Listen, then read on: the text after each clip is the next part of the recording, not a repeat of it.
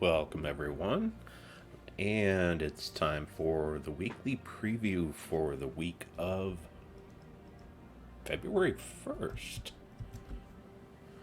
And what do we have this week? This week we have the Kingdom of Sagin. So we're looking at goblins. Let's go ahead and take a look at. I gotta buy my Spoils of War. And then we can go ahead and take a look at the Troop of the Week, which is, I'm sure they didn't mean it to be pronounced like this, but I'm going to call it Fundingus. So anyways, you can get green-red arcane trait stones. You get 2 of them for 400 glory. And this is an epic troop. And explode a lot of purple gems and summon either a giant toadstool or an explode stool and gain an extra turn. Not bad. Good mana generator. Can create, does create an extra troop and you get an extra turn. Inflict disease when doing skull damage. Well, it doesn't have any skull reduction, so I wouldn't put it up front. Inflict poison when I take skull damage. As I said, I still wouldn't put it up front. But anyways, that's your Troop of the Week. And now let's look at what we have in the Kingdom of Sagin. You have 1 mythic, High King Iron Gut. Do you want to spend your event keys on High King Iron Gut? If you're going to do delves, absolutely. If you're not going to do delves, you don't need High King Iron Gut. I don't think he's very good in PvP. He's not very good in events, but he scales very nicely in delves. And, well, anytime blue, brown, or yellow is there, I'm using High King Iron Gut for sure. And I believe the new faction coming out this Friday is a brown purple, I want to say. And if that's the case, he'll be in my team. Legendaries, Goblin King, Queen Grapplepot, and Smash Mouth. Meh. I do like Smash Mouth, just for the fact that he can drain manas. If you cast him on the top 1, he'll knock that enemy to the back and drain 7 mana from the other 3. Gets an extra turn. And if you put him in front, he does bleed and silence to the first enemy. Pretty nice. Does have a little skull reduction. King Gob Truffle, of course, everybody knows King. You get that through a Mana Threx with Chaos Shards. And other than that, nothing too exciting, And let's look at weapons. These are all the Sagin weapons. At least all the ones I have. Right now, Norbert's Turnip, if you want to make a complete Goblin team, that's something you would definitely want to get, is Norbert's Turnip. It is in the Soulforge right now, which we'll take a look at in just a moment. Skeleton Key, we all get, when you unlock. 250 wins with Thief class, I believe it is. Cauldron, same thing. I've used that a few times. This is Doomed Breakers, also in the Soulforge. 900 diamonds, though. Do not suggest it. And Tumble of Spores, I believe, was a faction weapon. I want to say it's been quite a while.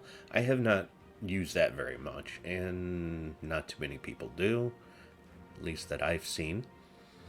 So anyways, let's take a quick look at the Soulforge, and then we will get on to what's going on the rest of the week. And here's your weapons. That's the only one I'm missing, I believe, is Dagger of Sagin. I'll probably pick it up just to have it.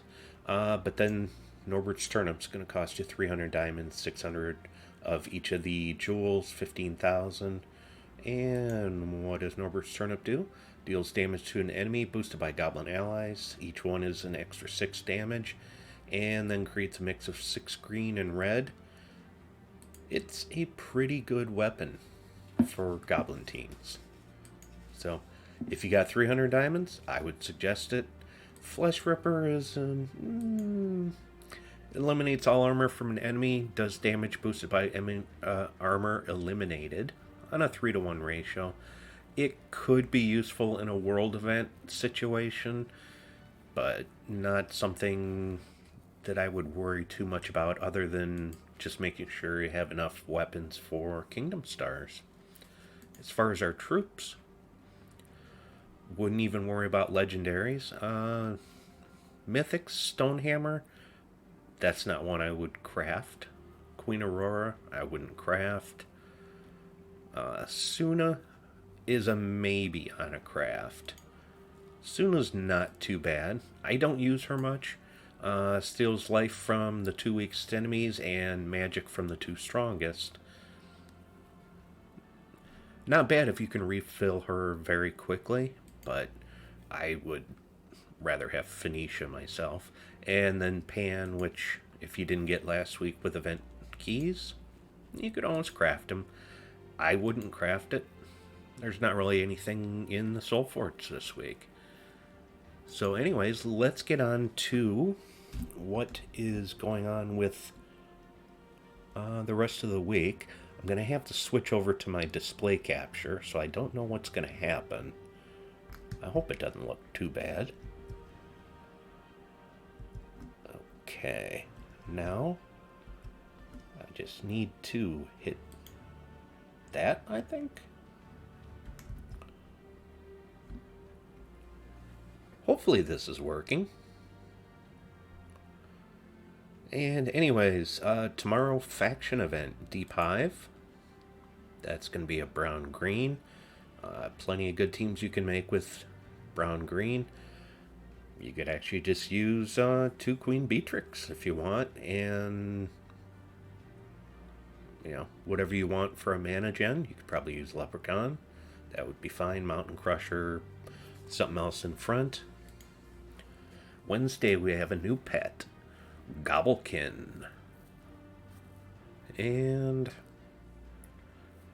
that's about it for that. And let's see, Thursday we've got Thief class, of course, since it's